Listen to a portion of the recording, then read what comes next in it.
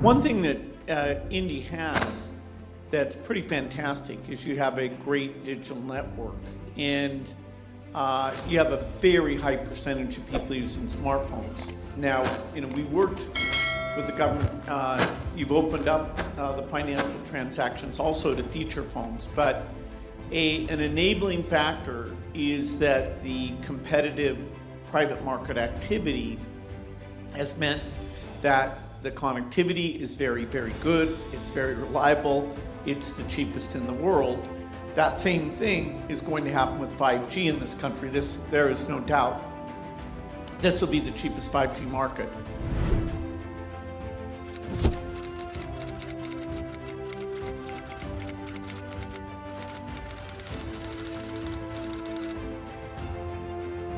I think India is really now at the forefront of the leading nations. There is an increased self-confidence in India. I recognize since about 2 years, and I think India is just at the point where it really starts to take off. So, how do you see India as a partner in terms of furthering the business and investment, because India has become the fifth largest economy in the world? Yes. Yeah. So I know about your initiative Make in India already since the beginning, and we are supporting many, for example, Germany's companies to come to India and to really start producing in India.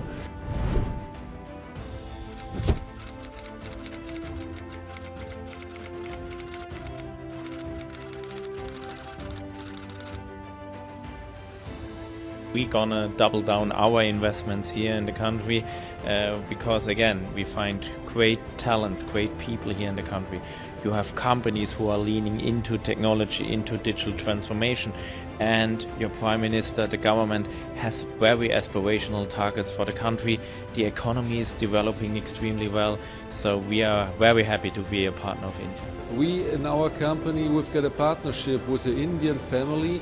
And so we are a German family-owned and family-run company, and together with our Indian partner, we are able to invest here in the market, we are able to make money here in the market, and we are able to grow here. I wish that all the countries we are able to do business will perform such well like we are able to perform here in India. Therefore, everything is fine for us.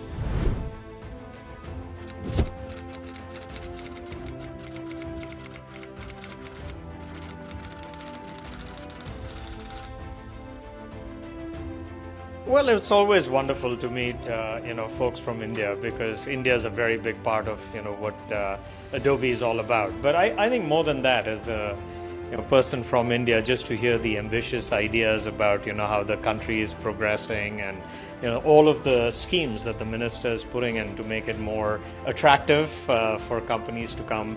We also spent some time talking about education, which is a particular passion, because I think, education is the way in which more people from India get the opportunity that I was fortunate enough to have. But as India celebrates its 75th anniversary, to hear about some of the ambitious ideas about how the GDP is going to evolve, how the PLI schemes, what's happening with commerce, what's happening with transaction, it's inspiring.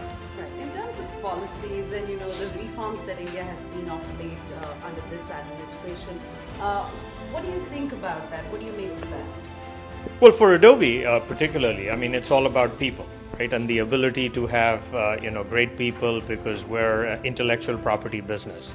And I think also all of the ability for us to make sure that software is recognized as an asset. I think those are in particular the two things that for India are good. But I would say in addition to that, just the ease of doing business. We've been expanding dramatically. We have presence in Noida, we have presence in Bangalore, and the easier it is to do business, which is completely the policy of the government, and the focus on digital and everything that they're trying to do with digital. That's something that really appeals to us.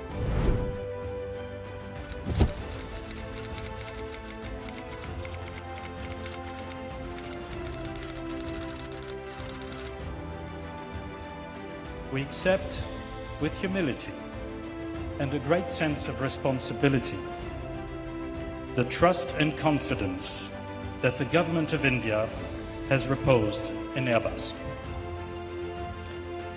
In the Tata Group, so ably helmed by our partner and friend, Mr. Chandrasekaran, Airbus has a most trusted and respected partner, and both our companies will work together to build an excellent final assembly line here in Gujarat. Together, we will be delivering an aircraft that will strengthen the Indian Air Force and serve the Honorable Prime Minister's vision of an Atmanirbhar Bharat.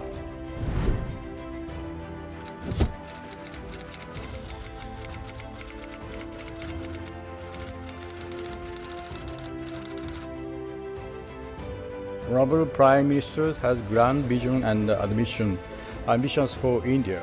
Auto industry is fully committed to contribute to his grand vision by making India a manufacturing hub for the world, increasing export and increasing localization. I think the most foreign investors around the world like to invest in India because they got the confidence of the policy that they established with Mr. Modi. If Modi is here, we can invest. In addition, his grand vision, the PLI scheme and other policy support will help development and growth of the industry. So it is very positive.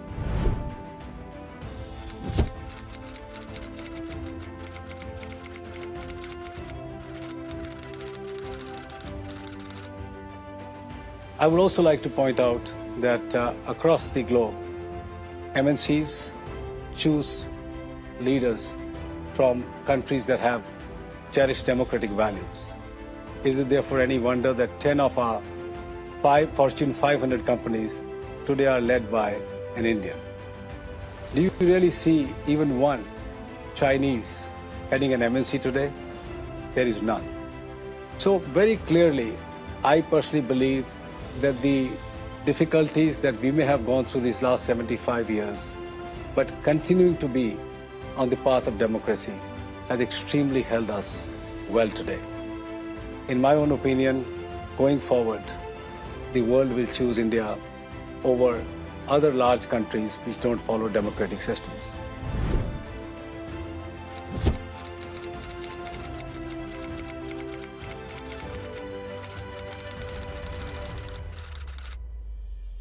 One of the things that stands out is what an authentic leader he is, genuinely listening to everyone's input in the room.